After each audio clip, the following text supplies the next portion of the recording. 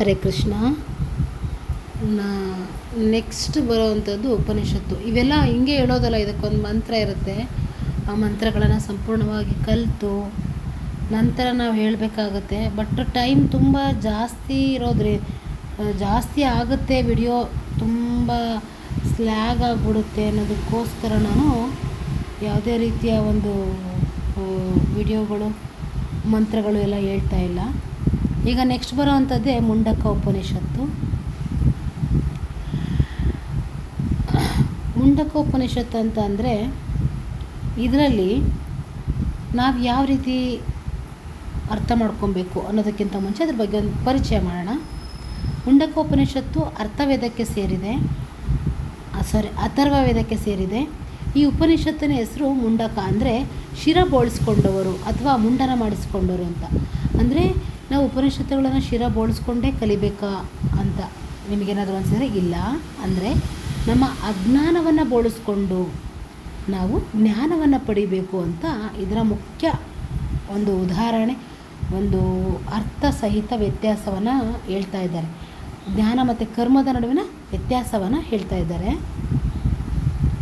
ಮುಂಡಕ ಉಪನಿಷತ್ತಿನ ಸಂಪೂರ್ಣ ವಿವರಣೆ ಅಂತ ಅಂದರೆ ಉಪನಿಷತ್ತಿನಲ್ಲಿ 3 ಅಧ್ಯಾಯಗಳು, ಪ್ರತಿ ಅಧ್ಯಾಯದಲ್ಲಿ 2 ಭಾಗಗಳು. ಮೊದಲ ಅಧ್ಯಾಯದಲ್ಲಿ ಪರವಿದ್ಯೆ ಮತ್ತು ಅಪರವಿದ್ಯೆ ಬರುತ್ತೆ. ಮೊದಲ ಅಧ್ಯಾಯದ ಮುಖ್ಯ ಉದ್ದೇಶ 2 ಪ್ರಕಾರಗಳನ್ನು ವಿವರಿಸೋದು. ಅಂದರೆ ಅಪರವಿದ್ಯೆ ಅಂದರೆ ಕೆಳಗಿನ ಜ್ಞಾನ. ಅಂದರೆ ನಾವೀಗ ಲೌಕಿಕದಲ್ಲಿ ಏನೇನು ಕಲಿತಾ ಇದ್ದೀವಿ, ವೇದಗಳು, ಋಗ್ವೇದ, ಯಜುರ್ವೇದ, ಸಾಮವೇದ, ಅಥರ್ವವೇದ, ವೇದಾಂಗಗಳ ವಿಜ್ಞಾನ, ಖಗೋಳಶಾಸ್ತ್ರ, ಇತಿಹಾಸ, ಜ್ಞಾನ, ಈ ಏನಿದೆಯಲ್ಲ ಸ್ವರ್ಗಾದಿ ಲೋಕಗಳ ಫಲಗಳನ್ನು ಪಡೆಯಲು ನಾವು ಇದನ್ನು ಅಪರವಿದ್ಯೆ ಅಂತೀವಿ. ಖಂಡಿತವಾಗ್ಲೂ ಇವೆಲ್ಲ ಕಲಿತ್ರೆ ಸ್ವರ್ಗಾದಿ ಒಂದು ಭೋಗವನ್ನು ಪಡಿಬೋದು, ಫಲಗಳನ್ನು ಪಡಿಬೋದು. ಆದರೆ ಇದು ಶಾಶ್ವತ ಆನಂದ ನೋಡಲ್ಲ. ಮತ್ತು ಸ್ವರ್ಗದಲ್ಲಿ ಅದು ಏನದು ಪುಣ್ಯ ಮುಗಿಸ್ಕೊಂಡ್ಮೇಲೆ ಏನು ಕಲ್ತಿರ್ತೀವಲ್ಲ ಆ ವಿದ್ಯೆ ಮುಗಿಸ್ಕೊಂಡ್ಮೇಲೆ ಮತ್ತೆ ನಾವು ಇಲ್ಲಿಗೆ ಬರಲೇಬೇಕಾಗುತ್ತೆ. ಆದರೆ ನಾವು ಕಲಿಬೇಕಾಗಿರೋದು ಪರವಿದ್ಯೆ ಅಂದರೆ ಮೇಲಿನ ಜ್ಞಾನ, ಅಂದರೆ ಬ್ರಹ್ಮಜ್ಞಾನಕ್ಕೆ ಸಂಬಂಧಿಸಿರುವಂಥದ್ದು. ಇದನ್ನು ನಮ್ಮ ಮರಣರಹಿತ ಬ್ರಹ್ಮನ ಹತ್ರ ಕರೆದುಕೊಂಡು ಹೋಗೋದಕ್ಕೆ ಸಹಾಯ ಮಾಡುತ್ತೆ. ಈ ಸತ್ಯವನ್ನು ನಾವು ಅರ್ಥಕೊಳ್ಬೇಕು ಫಸ್ಟು.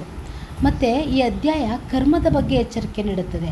ಯಜ್ಞಗಳು ಮತ್ತು ಕರ್ಮಗಳಿಂದ ಸ್ವರ್ಗವನ್ನು ಪಡೆಯಬಹುದು, ಆದರೆ ಇದು ಶಾಶ್ವತ ಅಲ್ಲ. ಈ ಫಲಗಳು ಮುಗಿದ ಮೇಲೆ ಪುನಃ ನಾವು ಮತ್ತೆ ಭೂಮಿಗೆ ಬರಬೇಕಾಗುತ್ತೆ. ನಾವು ಪರವಿದ್ಯೆಯನ್ನು ಕಲಿಯಲು ಪ್ರಯತ್ನಿಸಬೇಕು ಅಂತ ಹೇಳುತ್ತೆ. ನಮ್ಮ ಒಂದು ಜೀವನದಲ್ಲಿ ನಾವು ಪದವಿಗಳು, ವೃತ್ತಿ ಜೀವನ, ಸಂಪತ್ತು ಇದೆಲ್ಲ ಅಪರವಿದ್ಯೆಗೆ ಸಂಬಂಧಿಸಿದ್ದು. ಇದು ಮುಖ್ಯವಾದರೂ ಕೂಡ ಇದುವೇ ಜೀವನ ಒಂದು ಮುಖ್ಯ ಉದ್ದೇಶ ಅಲ್ಲ. ಇದ್ರ ಜೊತೆನೇ ನಾವು ಬ್ರಹ್ಮಜ್ಞಾನವನ್ನು ಪಡಿಬೇಕು ಅಂತ. ಆಮೇಲೆ ನೆಕ್ಸ್ಟು 2ನೇ ಅಧ್ಯಾಯದಲ್ಲಿ ಬ್ರಹ್ಮನ ಸ್ವರೂಪ. 2ನೇ ಅಧ್ಯಾಯವು ಬ್ರಹ್ಮನ ಸ್ವರೂಪದ ಬಗ್ಗೆ ಹೇಳುತ್ತೆ. ಬ್ರಹ್ಮನ ಒಂದು ಸೃಷ್ಟಿಯ ಮೂಲ. ಬ್ರಹ್ಮನಿಂದಲೇ ಸೂರ್ಯ, ಚಂದ್ರ, ಗ್ರಹ, ಜೀವ ಜಗತ್ತು, ಇಡೀ ವಿಶ್ವ ಹುಟ್ಟಿದೆ. ಬ್ರಹ್ಮನು ಕಾಣೋದು ಇಲ್ಲ, ಕೇಳೋದು ಇಲ್ಲ, ಆದರೆ ಎಲ್ಲೆಡೆ ಅವನ ಪ್ರಭಾವ ಇರುತ್ತೆ. ಪ್ರತಿಯೊಬ್ಬರಲ್ಲೂ, ಪ್ರತಿಯೊಂದು ಜೀವಿಯಲ್ಲೂ ಕೂಡ ಒಳಗು ಹೊರಗು ಒಂದು ಬ್ರಹ್ಮ ನೆಲೆಸಿದ್ದಾನೆ. ಈ ಒಂದು ಭಕ್ತ ಪ್ರಹ್ಲಾದ ಕೇಳ್ತಾನಲ್ವ, ಎಲ್ಲಿ ಇದ್ದಾನೆ? ನನ್ನಲ್ಲಿ, ನಿನ್ನಲ್ಲಿ, ಇಲ್ಲಿ, ಅಲ್ಲಿ, ಈ ಕಂಬದಲ್ಲಿ, ಆ ಕಂಬದಲ್ಲಿ ಅಂತ ಕೇಳ್ತಾನಲ್ವ. ಆ ಥರ ಬ್ರಹ್ಮ ಪ್ರತಿಯೊಂದು ಕಡೆನೂ ಇದ್ದಾನೆ ಅಂತ ಅರ್ಥ. ಇದು ಒಬ್ಬ ಪ್ರಸಿದ್ಧ ಬಿಲ್ಲುಗಾರನಿಗೆ ಒಂದು ಉದಾಹರಣೆ ಕೊಟ್ಟಿದ್ದಾರೆ. ಇಲ್ಲಿ ಒಂದು ಉಪಮ ಮಾಡಿದ್ದಾರೆ. ಯಾವ ರೀತಿ ಅಂತ ಅಂದರೆ, ಬಿಲ್ಲುಗಾರ ಅಂದರೆ ನಾವೇ, ಆಯಿತಾ? ನಾವು ಒಂದು ಬ್ರಹ್ಮಜ್ಞಾನದ ಒಂದು ಬಾಣ ಅಂತ ಒಂದು ಇಟ್ಕೊಂಡಿದ್ದೀವಿ. ಬ್ರಹ್ಮಜ್ಞಾನ ಪಡೆಯಬೇಕು ಅಂತ ಒಂದು ಬಾಣ ಇಟ್ಕೊಂಡಿದ್ದೀವಿ. ಅಜ್ಞಾನದ ಗುರಿ ಭೇದಿಸಬೇಕು ಅಂದರೆ ಬಿಲ್ಲು ಅನ್ನೋದು ಅದು ಬಾಣ ಹೋಗುತ್ತಲ್ಲ, ಅದು ಓಂ ಅಕ್ಷರ. ಬಿಲ್ಲು ಅನ್ನೋದು ಒಂದು ಓಂ ಅಕ್ಷರ, ಬಾಣ ಅನ್ನೋದು ಬ್ರಹ್ಮನ ಗುರಿ. ನಾವು ಅದನ್ನು ಅರ್ಥ ಮಾಡಿಕೊಂಡು ಆ ಒಂದು ನಮ್ಮ ಬಾಣವನ್ನು ಬ್ರಹ್ಮನ ಕಡೆಗೆ, ಗುರಿಯ ಕಡೆಗೆ ಬಿಡಬೇಕು ಅಂತ ಅರ್ಥ. ನಿಮ್ಮೊಳಗೆ ಇರುವಂತಹ, ಅಂದರೆ ನಮ್ಮೊಳಗೆ ಅಂತ ನಮ್ಮ ಸುತ್ತಮುತ್ತ ಇರೋ ಎಲ್ಲರಲ್ಲೂ ಬ್ರಹ್ಮನನ್ನು ನೋಡಬೇಕು. ನನ್ನ ಆತ್ಮವೇ ಒಂದು ಬ್ರಹ್ಮ, ನಾನೇ ಒಂದು ಬ್ರಹ್ಮದ ಭಾಗ ಅಂತ ಅಂದ್ಕೊಂಡು ಓಂ ಅಂತ ಅಕ್ಷರವನ್ನು ಜಪಿಸೋದ್ರಿಂದ ಈ ಜ್ಞಾನದ ಹಾದಿ ಸುಲಭವಾಗುತ್ತೆ ಅಂತ. ನೆಕ್ಸ್ಟ್ ಬರೋದು 3ನೇ ಅಧ್ಯಾಯದಲ್ಲಿ ಏನಂತ ಹೇಳಿದ್ರೆ, ಸತ್ಯಮೇವ ಜಯತೆ. ಮುಖ್ಯ ಸಂದೇಶ ಇದು, ಸತ್ಯಮೇವ ಜಯತೆ. ನಮ್ಮ ಭಾರತದ ರಾಷ್ಟ್ರೀಯ ಧ್ಯೇಯವಾಕ್ಯವೂ ಕೂಡ ಅದೇ ಅಲ್ವಾ. ಈ ಉಪನಿಷತ್ತು ಸತ್ಯ, ತಪಸ್ಸು ಅಂದರೆ ಕಠಿಣ ಪರಿಶ್ರಮದಿಂದ ಸರಿಯಾದ ಜ್ಞಾನ ಮತ್ತು ಬ್ರಹ್ಮಚರ್ಯವು ಬ್ರಹ್ಮಜ್ಞಾನಕ್ಕೆ ಸಹಾಯ ಮಾಡುತ್ತೆ. ಇಲ್ಲಿ 2 ಪಕ್ಷಿಗಳೊಂದು ಉಪಮೆ ಕೊಟ್ಟಿದ್ದಾರೆ. ಒಂದೇ ಮರದ ಮೇಲೆ 2 ಪಕ್ಷಿಗಳಿರುತ್ತೆ. ಒಂದು ಪಕ್ಷಿ ಮರದ ಫಲಗಳನ್ನು ತಿಂತಾ ಇರುತ್ತೆ, ಮತ್ತೊಂದು ಏನೂ ತಿನ್ನದೆ ನೋಡುತ್ತಾ ಕುಳಿತಿರುತ್ತೆ. ಮೊದಲ ಪಕ್ಷಿ ಎನ್ನುವುದು ಜೀವಾತ್ಮ, ಅಂದರೆ ನಮ್ಮ ಆಸೆಗಳಿಂದ ನರಳುವಂಥವನು. ಎರಡನೇ ಒಂದು ಪಕ್ಷಿ ಇದೆಯಲ್ಲ, ಅದು ಪರಮಾತ್ಮ, ಅದು ಶಾಂತವಾಗಿರುವ ಆತ್ಮ. ನಾವು ಜೀವಾತ್ಮದಿಂದ ಪರಮಾತ್ಮನ ಕಡೆಗೆ ಸಾಗಬೇಕು. ನಿಮಗೆ ಅನ್ವಯಿಸುವಿಕೆ ಈ ಒಂದು ಇದರಲ್ಲಿ ನಮ್ಮ ಜೀವನದಲ್ಲಿ ಏನು ಅನ್ವಯಿಸುತ್ತೆ ಅಂದರೆ, ನಾವು ನಮ್ಮ ಜೀವನವನ್ನು ಸತ್ಯದ ಹಾದಿಯಲ್ಲಿ ನಡೆಯಲು ಪ್ರಯತ್ನಿಸಬೇಕು. ನಮ್ಮ ಕರ್ಮಗಳನ್ನು ಯಾವುದೇ ಆಸೆ ಇಲ್ಲದೆ ನಾವು ಕರ್ಮಗಳನ್ನು ಮಾಡಬೇಕು. ಭಗವಂತನ ನಮ್ಮೊಳಗಡೆ ಕಂಡುಕೊಬೇಕು ಅಂತ ಹೇಳುತ್ತೆ. ಮುಂಡಕ ಉಪನಿಷತ್ತಿನ ಪ್ರಮುಖ ಸಂದೇಶ ಏನಂತ ಅಂದರೆ, ಇದರಲ್ಲಿ ಕರ್ಮವು ಜ್ಞಾನಕ್ಕೆ ದಾರಿಯಲ್ಲ. ಕರ್ಮಗಳು ನಮ್ಮ ಒಳ್ಳೆಯ ದಾರಿಯಲ್ಲಿ ಕೊಂಡೊಯ್ಬೋದು ಅಥವಾ ಕೆಟ್ಟ ದಾರಿಯಲ್ಲೂ ಕಾಣ್ಬೋದು, ಆದರೆ ಅದು ಶಾಶ್ವತ ಮುಕ್ತಿ ಸಿಗೋದಿಲ್ಲ. ಜ್ಞಾನಕ್ಕೆ ಇರೋದು ಶಾಶ್ವತ ಮುಕ್ತಿ.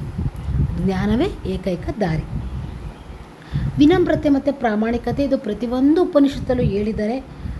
ಪ್ರತಿಯೊಬ್ಬರೂ ಕೂಡ ವಿನಮ್ರತೆಯಿಂದ ಒಬ್ಬ ಮನುಷ್ಯ ವಿನಮ್ರಕನಾಗಿ ಪ್ರಾಮಾಣಿಕನಾಗಿ ಉಪನಿಷತ್ತುಗಳನ್ನು ಕಲಿಬೇಕು ಅಂತ. ಈಗ ನಿಮಗೆ ಇದ್ರ ಬಗ್ಗೆ ಚೆನ್ನಾಗಿ ಅರ್ಥ ಆಗಿದೆ ಅಂತ ಅಂದ್ಕೊಳ್ತೀನಿ. ಏನಾದರೂ ಕ್ವಶನ್ ಇದ್ದರೆ ಕೇಳಿ, ನಾನು ಉತ್ತರ ಕೊಡೋಂಥ ಪ್ರಯತ್ನ ಮಾಡ್ತೀನಿ. ಇದರಲ್ಲಿ ಶ್ಲೋಕಗಳು ಬರುತ್ತೆ, ಆ ಶ್ಲೋಕಗಳು, ಅದ್ರ ವಿವರಣೆ, ಅದು ಅರ್ಥ. ಓಕೆ, 1-2 ಶ್ಲೋಕವನ್ನು ನಾನು ಹೇಳೋದಕ್ಕೆ ಪ್ರಯತ್ನ ಪಡ್ತೀನಿ. 1-2-3 ಶ್ಲೋಕಗಳನ್ನು. ಅದರಲ್ಲಿ 1ನೇ ಶ್ಲೋಕ, ದ್ವೇ ವಿದ್ಯೆ ವೇದಿತವ್ಯೇ ಇತಿ ಅಸ್ಮಾಹ ಯದ್ಬ್ರಹ್ಮವಿದೋ ವದಂತಿ ಪರಾಚೈವ ಪರಚ. ಅಂದರೆ ಬ್ರಹ್ಮವನ್ನು ತಿಳಿದವರು ಹೇಳುವಂತೆ ತಿಳಿಯಬೇಕಾದ ವಿದ್ಯೆಗಳು 2, ಅವು ಪರವಿದ್ಯೆ ಮತ್ತು ಅಪರವಿದ್ಯೆ. ಶ್ಲೋಕ 2, ತತ್ರ ಪರ ಋಗ್ವೇದೋ ಯಜುರ್ವೇದ ಸಾಮವೇದೋರ್ಥವೇದಃ ಶಿಕ್ಷಾ ಕಲ್ಪೋ ವ್ಯಾಕರಣಂ ನಿರುಕ್ತಂ ಛಂದೋ ಜ್ಯೋತಿಷಮಿತಿ ಅತಃ ಪರಾಯಯ ತದಕ್ಷರಮಧಿಗಮ್ಯತೆ. ಅವುಗಳಲ್ಲಿ ಅಪರವಿದ್ಯೆ ಅಂದರೆ ಋಗ್ವೇದ, ಯಜುರ್ವೇದ, ಸಾಮವೇದ, ಅಥರ್ವೇದ, ಶಿಕ್ಷಣ, ಕಲ್ಪ, ವ್ಯಾಕರಣ, ನಿರುಕ್ತ, ಛಂದಸ್ಸು, ಜ್ಯೋತಿಷ್ಯ ಶಾಸ್ತ್ರಗಳು.